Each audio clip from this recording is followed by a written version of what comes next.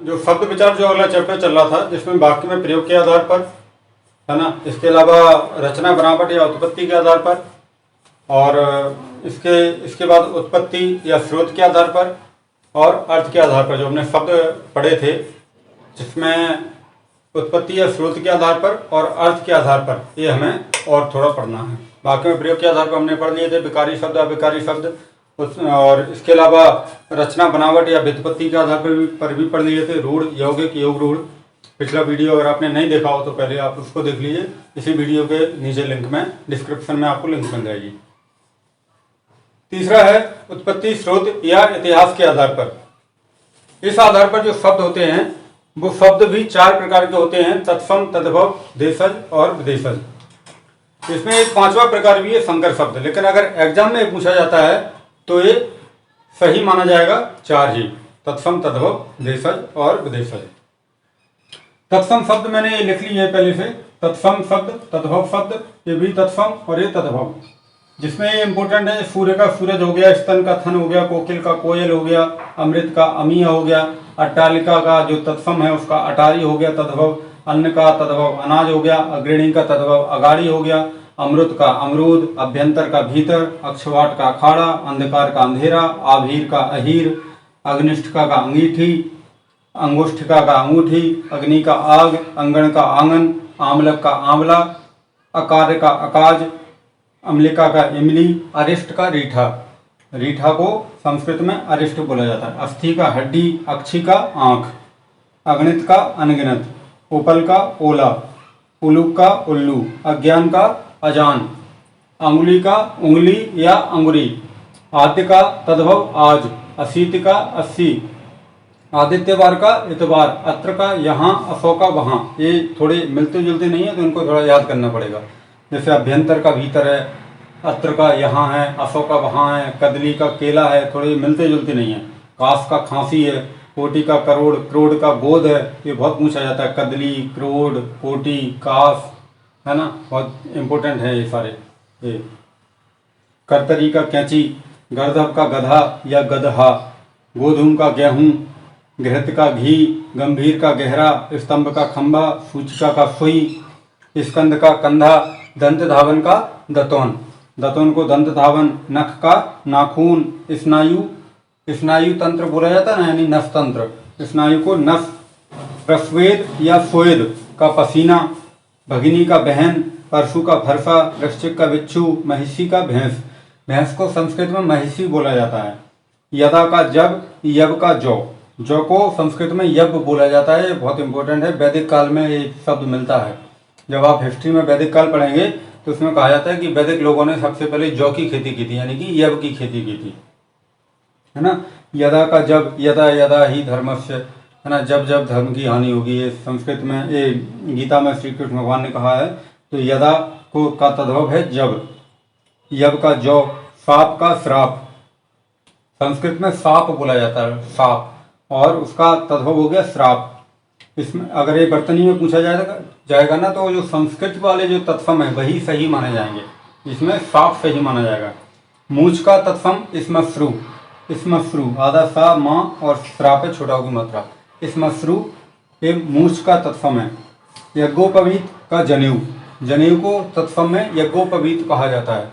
यानी कि जो यज्ञोपवीत, जब आप कथा वगैरह घर में करवाते हैं तो यज्ञोपवीत का ही उच्चारण जो पंडित जो आते हैं वो यज्ञोपवीत ही बोलते हैं उसको।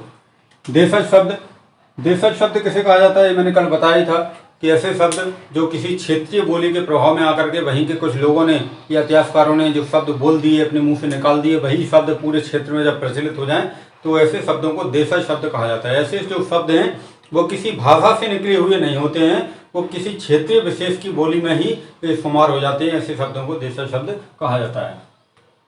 जैसे झुग्गी, लोटा, खिड़की, रोटी, जूता, थप्पड़, टांग, पगड़ी, गोड़, चिड़िया, डिबिया, खिचड़ी, ठेठ, थैला, गड़बड़। ये आप याद कर लेना क्योंकि इनसे क्वेश्चन आ जाते हैं, पूछ लिया जाता है कि इनमें से कौन सा शब्द तत्सम है, तद्भव है, देशज है या विदेशज है। अरबी फारसी के शब्द बहुत पूछे जाते हैं। इनका जब क्वेश्चन आता है तो ऑप्शन में अरबी फारसी दोनों साथ में दे दिया जाता है। है ना। तो अरबी के शब्द और फारसी के शब्द अलग अलग वैसे पढ़ने की ज़्यादा ज़रूरत है नहीं है, अरबी फारसी साथ में ही आ जाता है। तो अरबी फारसी में अमीर, अदालत, आदमी, औरत, इज्जत, किताब, जहाज, दुकान, तकदीर, दवा, दुनिया, नहर, हिम्मत, ये सभी किसके हैं? अरबी के। जो कुछ फारसी भाषा के हैं, किनारा, आतिशबाजी, कुश्ती, खूबसूरत, चश्मा, चेहरा, जलेबी, तमाशा, दरोगा, पजामा, शादी, सरदार, साल, जहर, जिंदगी, मकान, किशमिश और हिंदी। हिंदी शब्द किसका है? फारसी भाषा का है। हिंदी शब्द हिंदी भाषा का नहीं है। हिंदी शब्द आया कैसे?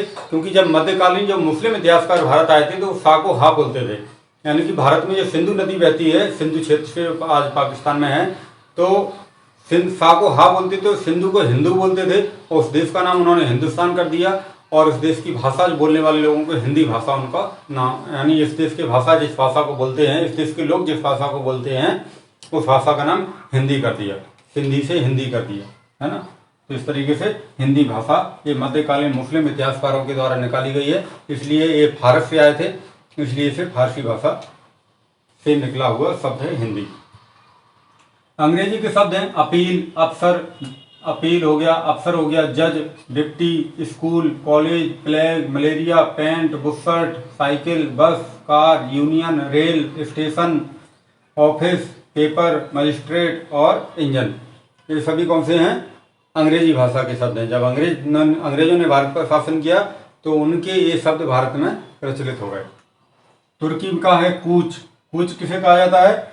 जब सेना आक्रमण करने जाती है, सेना जब प्रस्थान करती है कहीं के लिए, कोई युद्ध लड़ने के लिए, किसी पर आक्रमण करने के लिए, तो उसे कूच कहा जाता है ना। तो एक कूच और कुछ, अगर एक इस पर का पे छोटा की मात्रा आ जाए तो कुछ होता है स्तन और कूच होता है सेना के द्वारा किया गया आक्रमण। तुर्क, तुर्की भाषा का शब्द है कुर्ता, तुर्की भाषा का कुर्ता। कैंची बहुत पूछा जाता है, कैंची तुर्की भाषा का शब्द है। चाकू, उर्दू, उर्दू शब्द जो है वो उर्दू भाषा का नहीं है, वो भी तुर्की भाषा का है। बारूद, ताश, तोप, बेगम, ये सभी तुर्की भाषा के हैं। चीनी भाषा के चाय, पटाखा, लीची, चीकू, चीनी, ये सभी चीनी भाषा के हैं। जापानी का है रिक्शा, है ना। और फ्रांसीसी भाषा के हैं पुलिस, अंग्रेज, कारतूस, काजू, कर्फ्यू, बिगुल, ये सभी फ्रांसीसी भाषा के शब्द हैं। अब इनके अलावा कुछ संकर शब्द भी हैं। संकर शब्द किसे कहा जाता है? संकर शब्द कहा जाता है कि ऐसे शब्द जो दो भिन्न स्रोतों से आए हैं, यानी दो भिन्न भिन्न भाषा स्रोतों से आए, दो भिन्न भाषाओं से आए और मिल करके एक हिंदी भाषा में एक प्रचलित हो गए, तो ऐसे शब्दों को संकर शब्द कहा जाता है। तो इसमें जैसे रेल और गाड़ी, जो रेलगाड़ी है, इसमें रेल जो है वो अंग्रेजी भाषा का शब्द है और गाड़ी हिंदी भाषा का शब्द है। तो अंग्रेजी और हिंदी भाषा के दो शब्द मिलकर रेलगाड़ी एक नया शब्द बन गया। तो ये रेलगाड़ी किसमें आएगा? संकर शब्द में आएगा। पानदान, पान हिंदी का और दान फारसी का। पान हिंदी का, दान फारसी का, इसलिए पानदान मिलकर के संकर शब्द बन गया। छायादार, छाया संस्कृत का और दार फारसी का, तो छायादार क्या हो गया? ये संकर शब्द हो गया। उड़न तस्तरी, उड़न हिंदी का और तस्तरी फारसी का, उड़न तस्तरी भी संकर शब्द। और सीलबंद, सील अंग्रेजी का और बंद फारसी का, इसलिए सीलबंद क्या हो गया? संकर शब्द। इसके बाद अगला जो चौथा टाइप है, लास्ट है, अर्थ के आधार पर शब्दों के कितने भेद हैं। तो अर्थ के आधार पर शब्दों के 4 भेद हैं। इसमें कंफ्यूज होने के लिए इसी टाइप का क्वेश्चन एक और पूछा जाता है, कई बार एग्जाम में आ चुका है कि अर्थ के आधार पर शब्द के भेद कितने हैं। तो अर्थ के आधार पर शब्द के तो 4 भेद हैं, लेकिन ऐसा ही क्वेश्चन आ जाता है अगर किसी ने थोड़ा कम पढ़ा है तो कंफ्यूज हो जाता है कि ये क्या पूछा है। अर्थ के आधार पर वाक्य के कितने भेद हैं। तो शब्द और अर्थ, अगर शब्द और वाक्य अगर आपने नहीं देखा क्वेश्चन में तो आप कंफ्यूज हो जाओगे। तो अर्थ के आधार पर शब्द के 4 भेद हैं और अर्थ के आधार पर वाक्य के 8 भेद हैं, है ना। इसके जस्ट दोगुने। अर्थ के आधार पर शब्द के 4 भेद होते हैं। एकार्थी शब्द, एकार्थी शब्द होता है जिसका केवल एक अर्थ निकले, उस शब्द को एकार्थी शब्द कहा जाता है।